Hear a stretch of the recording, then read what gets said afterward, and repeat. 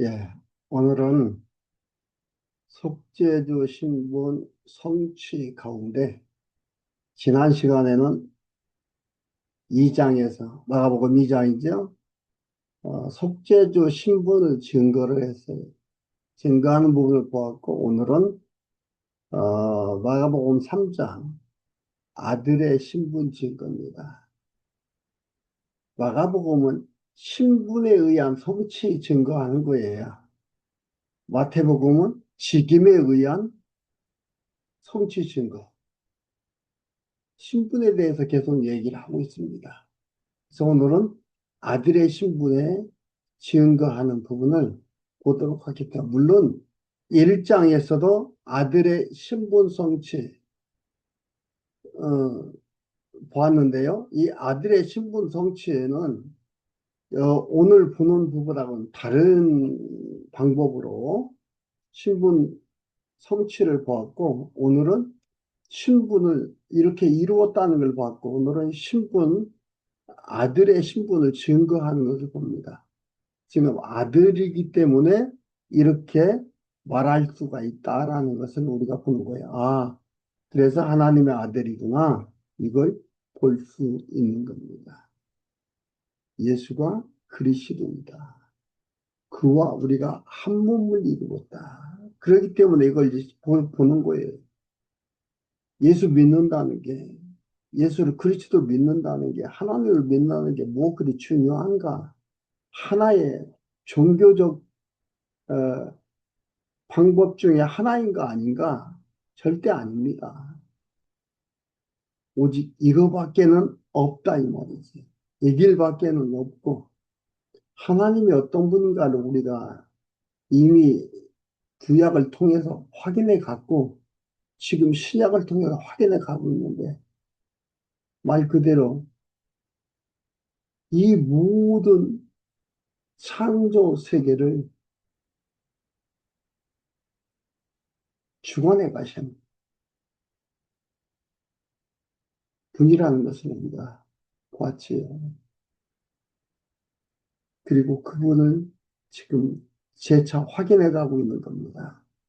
우리는 그의 자녀로 부름을 받았고 그리스도와 우리가 한 몸을 이루었다.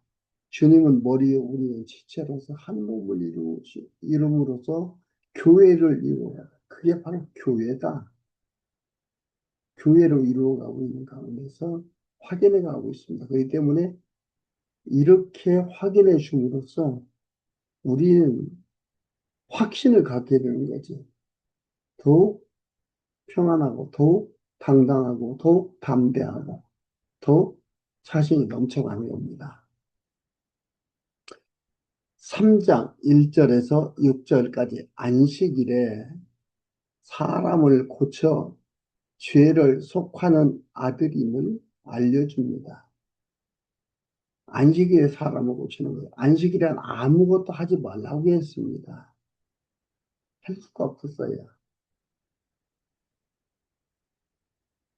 하나님께서 6일까지 창조하시고 제7일 안식하셨다. 예수님도 십자가 못 박혀 죽으시고 3일 동안 안식하셨잖아요. 숨도 안 쉬고 안식하셨습니다. 이게 안식일의 의미거든요. 안식일에 아무것도 안 하는 게 아니죠. 예수님께서는 그렇게 함으로써 우리 지체들을 죄에서 해방시켜서 우리를 죄 없는 자로 살게 해 주셨다는 것. 그것을 우리한테 확인시켜 준 게 죽으심의 사건이거든요. 그러니까 이 안식일에 사람을 고치면서 죄를 속하는 아들임을 증거하는 겁니다. 3장 1절에 예수께서 다시 회당에 들어가시니 한편 손 바른 사람이 거기 있는지라 사람들이 예수를 송사하려 하여 안식일에 그를 보고 고치는 이가 엿보고는 예수님을 트집 잡아서 예수님을 고발해서 예수님을 죽이려고 하는 그 일을 이들이 하려고 엿보고 있는 것입니다. 이렇게 보고 있었어요. 엿보고는. 예수께서 손 마른 사람에게 이르시되 한가운데 일어서라 하고 저희에게 이르시되 안식일에 선을 행하는 것과 악을 행하는 것, 생명을 구하는 것과 죽이는 것 어느 것이 옳으냐 하시니 저희가 잠잠하고는 저희의 마음의 완악함을 근심하사 노하심으로 저희를 둘러보시고 그 사람에게 이르시되 내 손을 내밀라 하시니 그가 내밀매 그 손이 회복되었더라. 예수가 그리스도라는 것을 확인해 주는 놀라운 사건이지요. 그들은 안식일에 아무것도 안 하는 것이 안식일을 지키는 걸로. 그러니까 그들은 내용적으로 방법적으로만 살고 있었고 그 의미적인 걸 모르는 거예요. 예수님이 그걸 지금 가르쳐 주고 있는 겁니다. 얘기하고 있는 겁니다. 생명을 구하는 것, 안식이 생명을 구하는 것이고 선이라는 것은 착한 일을 한다는 게 아니고 하나님의 뜻을 이루가 착할 수 없잖아요. 하나님이 좋아하는 일은 선이고 하나님이 싫어하는 악이에요. 하나님이 좋아하는 일을 하는 거예요. 이게 생명을 구하는 일이에요. 안식일은 죄에서 해방했다는 걸 확인시켜주는 사건이라고 했죠. 죄에 대해서 죽으심이, 의에 대해서 살으심이 죽음과 부활입니다. 이걸 얘기하고 있습니다. 내가 회복되었느니라. 바리새인들이 나아가서 곧 헤롯 당과 함께하여 헤롯 당은 헤롯에게 충성하는 이스라엘 사람들인데 헤롯 당을 만들어 가지고 헤롯에 충성해 나가는 사람. 그 사람과 바리새인들이 나가서 함께 어떻게 예수를 죽일고 의동하니라. 예수 죽일 트집을 잡은 거지. 안식일에 했다 이 말이죠. 이러면서 예수님께서 아들 되심을 사람을 고쳐 죄를 속하는 아들 되심을 증거하고 있습니다. 그리고 7절에서 12절까지는 큰 무리와 귀신의 고백으로 하나님의 아들임을 증거합니다. 큰 무리와 귀신의 고백으로 하나님의 아들임을 증거하는 거예요. 어떻게 보면 하나님의 아들인 줄 모르고 죽이려고 하는 바리새인 서기관들이나 헤롯 당들이나 이들은 귀신만도 못하는 거예요. 귀신은 영물이잖아요. 영물을 이길 수가 있습니까? 못 이깁니다. 7절에 예수께서 제자들과 함께 바다로 물로 가시니 갈릴리에서 큰 무리가 쫓으며 유대와 예루살렘과 이두메와 요단강 건너편 또 두로와 시돈 근처에서 허다한 무리가 그의 하신 큰 일을 듣고 나오는지라. 예수님께서 갈릴리 바닷가로 이렇게 물러났어요. 한적한 곳을 잡고. 예수님은 당신을 광고하고 나타내려는 것이 아니지요. 근데 주변에서 근처에서 막 사람들이 몰려왔습니다. 왜? 여기에서 보면은 한편 손모른다 이렇게 고치는 것도 있고 예수님께서 계속해서 가르치고 이러한 것들이 권세 있는 자와 같지 않더라 이거죠. 다른 권세 있는 그들과 같지 않은 놀라운 가르침을 가르치고 표적을 보이고 하니까 이 소문이 다 퍼질 거죠. 그러니까 근처에서 허다한 무리가 그의 하신 일을 큰 일을 듣고 나오는지라. 예수께서 무리에 애워싸 미는 것을 면키 위하여 작은 배를 등대하도록 제자들에게 명하였으니 이는 많은 사람을 고치셨으므로 병에 고생하는 자들이 예수를 만지고자 하여 핍근히 하니라. 예수님을 만져서 자기들도 치료를 받으려고 아픈 사람들의 그 심정 아닙니까?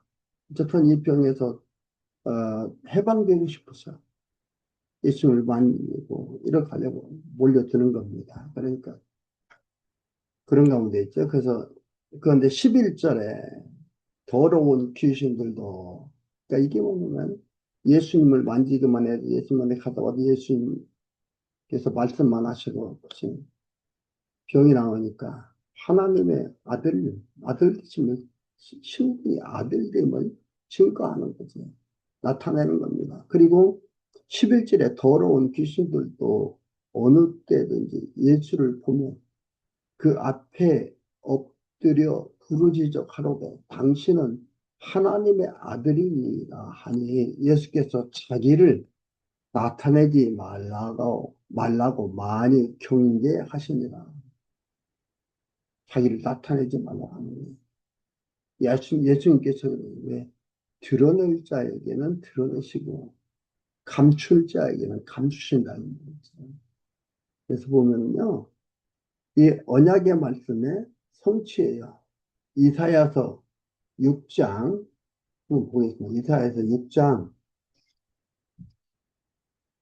9절과 10절을 보면 이런 말씀이 나옵니다. 이사야 6장 9절과 10절에 여호와께서 가라사대 가서 이 백성에게 이르기를 너희가 듣기는 들어도 깨닫지 못할 것이요 보기는 보아도 알지 못하리라 하여 이 백성의 마음을 둔하게 하며 그 귀가 막히고 눈이 감기게 하라 염려컨대 그들이 눈으로 보고 귀로 듣고 마음으로 깨닫고 다시 돌아와서 고침을 받을까 하노라. 이들은 그래서 어떻게 돼요? 비유로 얘기하고 나타내지 아니하고 여기에서 뭐라 했으면 귀신들한테 말하지 말라고 하고 예수께서 12절에 죠 자기를 나타내지 말라고 많이 경계하니라. 여기. 그리고 이사야서 42장 보겠습니다. 42장 1절, 2절에 보면요. 내가 붙드는 나의 종, 내 마음에 기뻐하는 나의 택한 사람을 보라. 내가 나의 신을 그에게 주었은즉 그가 이방의 공의를 베풀리라. 그는 외치지 아니하며 목소리를 높이지 아니하며 그 소리로 거리에 들리게 아니하며 이렇게 한단 성취하는 거예요. 예수님께서 이사야 선지자로 예언한 것을 성취하시는 그걸 이루려 하시는 것을 볼 수가 있습니다. 하지 말라 이 말이죠. 13절에서 19절까지 보면 열두를 불러 제자를 삼아 하나님의 아들의 증인을 세웁니다. 하나님 아들의 증인. 10분을 드러내는 말하는 것들입니다. 네, 그런데 이건 7절에 12절에 10분을 얘기하지 말아라. 그래서 하나님이 아들임을 증거하는 것을 볼 수가 있고요. 13절에 또 산에 오르사 자기의 원하는 자를 부르지. 여기서 자기라는 건 사랑하는 자들, 택자를 부르는 것인데 자기의 원하는 자를 부르지. 부르고 세우고 권세 주어서 그리스도를 증거하게 한다. 부르고 세우고 증거하게 권세 주어서 권세를 주어서 그리스도를 증거하게 하는 거예요. 그래서 그리스도가 예수 그리스도가 주권적이다 이 말이지. 하나님 아들의 신분이다. 그걸 나타내 보여주는 겁니다. 자기의 원하는 자들을 부르시니 나온지라 주권이 누구한테 나오고 안 나오고 주권이 누구에 있어요? 그들에게 있는 게 아니고 부름을 받은 제자들한테 있는 게 아니고 주님한테 있다 이 말이에요. 주님이 그리스도다. 하나님 아들이다. 아들 신분이라는 걸 얘기하는 겁니다. 나온지라 이에 열두를 세우셨으니 이는 자기와 함께 있게 하시고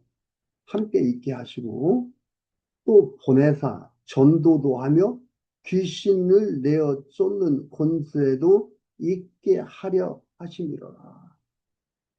전도하고 귀신 쫓는 권세도 있게 하려 한다. 누가?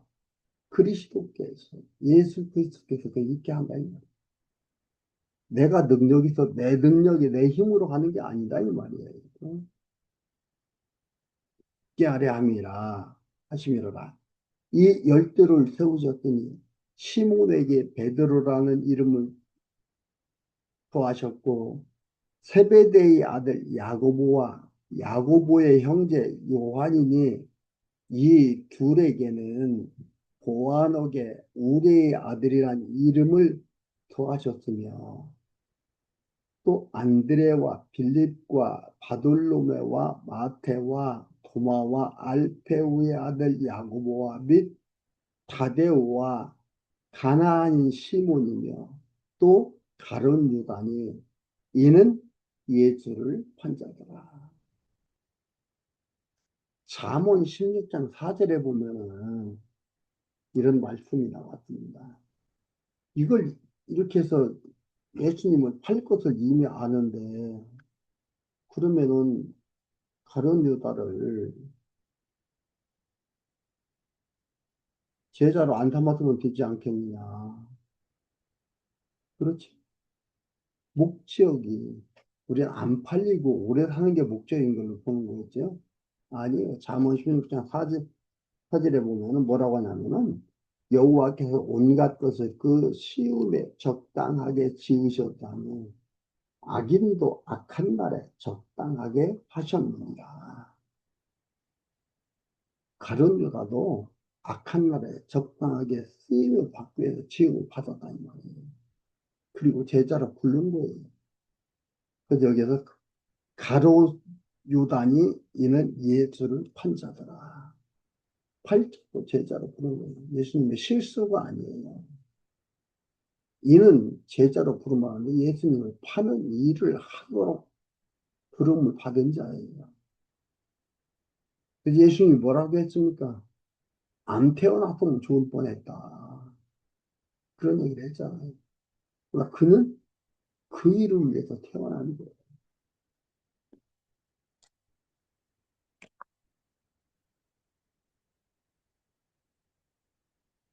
그리고 20절에서 35절까지 오해를 한 자들을 책망하며 하나님의 아들임을 알려줍니다. 예수님께서 하나님의 아들임을 알려주는 거예요.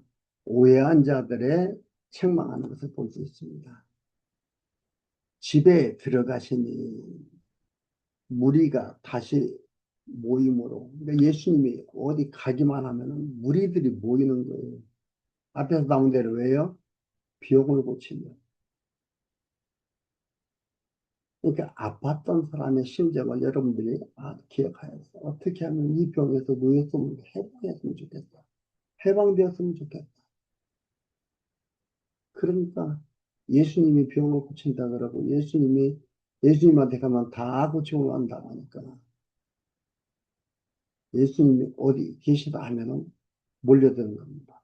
여기서도 보면은 집에 들어가시니 무리가 다시 모임으로 식사할 겨를도 없습니다. 예수님께서 그걸 병 고쳐주고 일어나라고 식사할 겨를도 없는 거예요. 바쁘셔서. 예수의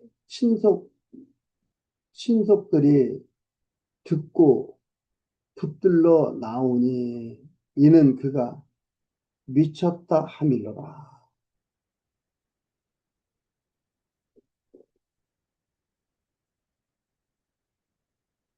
미쳤다고 소문내는 거예요. 좀 더 읽어볼까요? 예루살렘에서 내려온 서기관들은 저가 바알세불을 지폈다 하며 뭐라고 하냐면 예루살렘에서 이제 서기관들이 나왔어요. 서기관들은 그 율법 교사들이거든요. 하는 거 보니까 미쳤다. 그러면서 그를 갖다가 바알세불이라 라고 얘기를 하는 겁니다. 바알세불은요, 오물의 왕, 오물의 왕이 아니어서 귀신의 왕으로 부르는데, 이건 뭐냐면 귀신을 격하여서 말하는 겁니다. 그러니까 서기관들이 예수님이 하는 것을 못마땅하고 그래서 격하여가지고 바알세불이라고 부르는 겁니다. 집혔다 하면 또 귀신의 왕의 힘을 입어 귀신을 쫓아낸다 하니 저런 거 귀신 쫓아내고 병 고치고 이러는 거 보면은 뭐예요? 귀신의 힘을 빌려서 하는 귀신 들렸다. 미쳤다. 이러는 거죠. 어. 아니 예수께서 저희를 불러다가 비유로 말씀하시네요. 그러니까 이들을 잘못 오해하고 있는 자들을 불러다가 서기관들이죠. 이제 예루살렘에서 이곳으로 파견 나왔어요. 예수님이 얼마나 큰 영향력을 끼치고 있는지는 우리가 알 수가 있습니다. 예수께서 저희를 불러다가 비유로 말씀하시되 사단이 어찌 사단을 쫓아낼 수 있느냐. 사단이 한패인데 어떻게 사단을 쫓아낼 수 있느냐. 또 만일 나라가 스스로 분쟁하면 그 나라가 설 수 없고 만일 집이 스스로 분쟁하면 그 집이 설 수 없고 만일 사단이 자기 집을 거스리 일어나 분쟁하면 설 수 없고 이에 망하느니라. 이렇게 많은데 망하는 거지. 이렇게 분쟁하면 망한다 이 말이야. 집안도 망하고 나라도 망하고 귀신의 세계도 망하고 망한다 이 말이야. 그 얘기는 거듭 얘기합니다. 20표째 사람이 먼저 강한 자를 결박지 않고는 강한 자의 집에 들어가 세간을 늑탈치 못하며 사람이 많이 강한 자야. 강한 자의 집에 더 결박지 않고는 강한 자를 결박하지 않고는 강한 자의 집에 들어가요. 그러니까 귀신이란 사람이 제어할 수 없기 때문에 얼마나 강한 자입니까? 근데 강한 자를 결박하지 않고서는 그 집에 가서 늑탈할 수가 없다 이 말이죠. 바알세불이라 그러고 귀신을 힘을 빌어서 한다 이런 얘기를 하니까 이 또 예수님께서 말하는 겁니다. 그들을 제어하지 않고서는 결박하지 않고서는 강한 자의 집에 들어가 세간을 늑탈지 못하리니 결박한 후에야 그 집을 늑탈하리라. 결박해야 돼. 그 늑탈하리라. 그러니까 내가 귀신을 내어 쫓는 것은 뭐예요? 예수님께서 전능가신 하나님의 아들로서 강한 성령의 능력으로 귀신을 어떻게 해요? 쫓아내는 사실 비유로 얘기합니다. 귀신을 묶어내서 쫓아낸다 이 말이죠. 강한 성령의 능력으로 하나님의 아들로서 그것을 제어하고 그것을 감당할 수 있는 자는 하나님밖에 없다 이 말이죠. 하나님의 아들로서 이런다 이 말입니다. 그 얘기입니다. 결박한 후에 그 집을 늑탈하리라.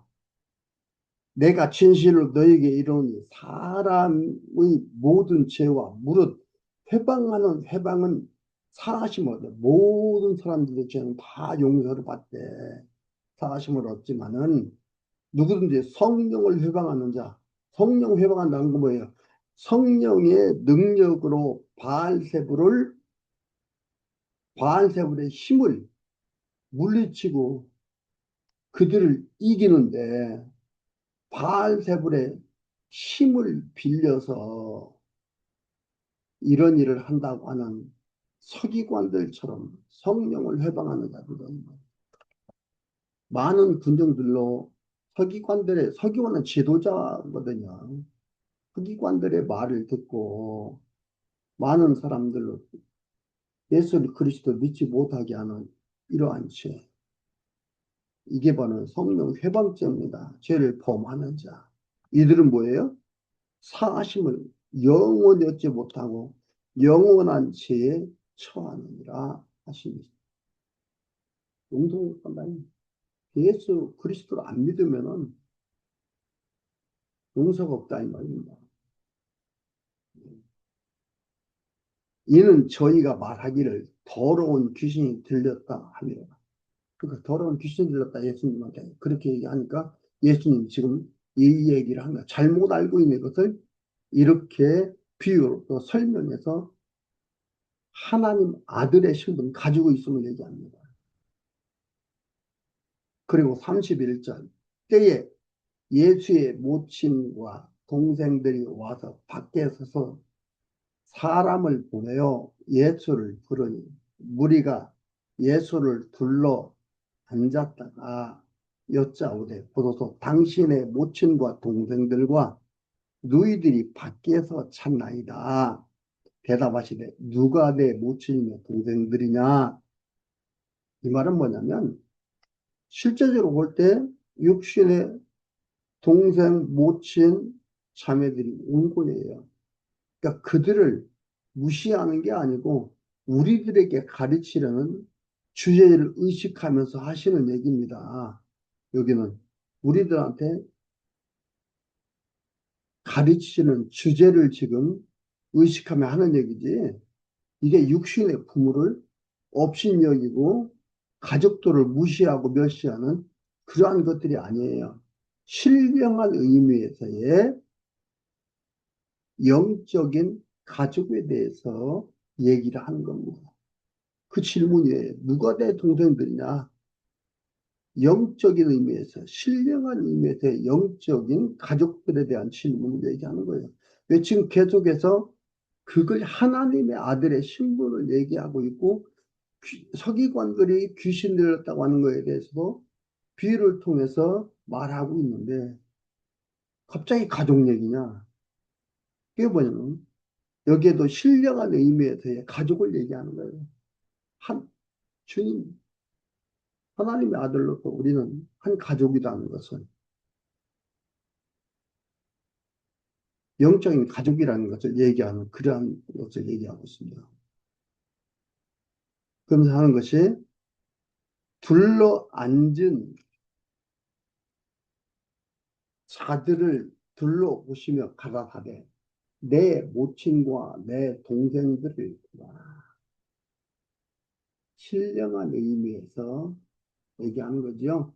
누구든지 하나님의 뜻대로 하는 자는 내 형제요 자매요 모친입니다. 신령한 의미에서의 가족이라는 뜻으로 얘기를 하고 있는 겁니다. 그러니까 교회란 가족들의 모임이에요. 신령한 의미에서의 하나님의 여기서 얘기한 대로 하나님의 뜻대로 하는 자들의 모임이에요. 그게 신령한 가족이다 이 말이야. 그런 의미를 여기서 얘기를 하고 있습니다. 그럼으로써 예수가 아들의 신분을 가지고 있음을 증거하시는 거예요. 그래서 우리 한 가족이다 이 말이에요. 하나님의 아들이고 아들의 자매고 모친이고 형제다 이 말이죠. 그래서 한 가족이다. 영적인 의미에서의 신령한 가족을 말하고 있습니다. 영적인 가족이다라고 말하고 있는 겁니다. 그래서 바울은 어떻게 얘기했어요? 디모데에게 사랑하는 아들, 나의 사랑하는 제자, 참 제자, 참 아들 이렇게 말을 했습니다. 그리고 이것은 구약 성경에서 하나님께서 선지자들을 통해서 언약을 했던 거예요. 시편 기자를 통해서 시편 2편 7절에서 사무엘하 7장 14절에서 어떤 언약을 했습니까? 다윗에게 나단 선지자를 통해서 나는 내 아비가 되고 너는 내 아들이 된다. 그리고 시편 2편 7절에서는 무슨 말씀 하셨습니까? 내가 명을 전하봐 여호와께서 내게 이르시되 너는 내 아들이라 내가 오늘날 너를 낳았도다. 언약하신 그대로 아들의 신분을 가지고 오셔서 이루심을 보여주고 증거하심을 확인할 수 있습니다. 이렇게 하나님은 우리 하나님의 자녀로서의 삶을 살아가도록 그리고 우리와 한 몸 되어 하나님은 아들로 오시고 우리는 그의 영적인 가족으로 놓여져 있음을 확인하게 되고 확신을 갖게 되고 그래서 당당하고 기쁨과 소망을 갖고 살아가게 되는 우리가 되게 하는 귀한 말씀입니다. 다음 시간에는 4장을 보도록 하겠습니다.